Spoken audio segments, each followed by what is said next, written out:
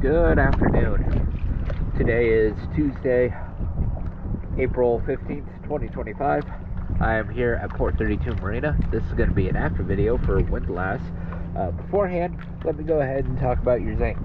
You have one 1.5 inch shaft zincs and two welded on hold zincs that are both on each side of the bow, or of the stern. Other than that, I did not see any other zincs. So let's go ahead and check out the whole thing.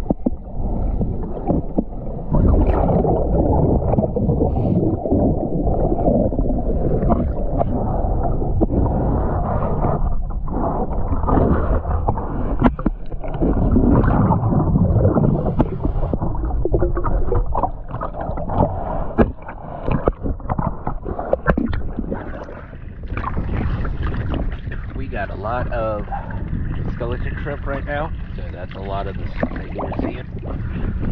Thank you for choosing. Yes, Doc.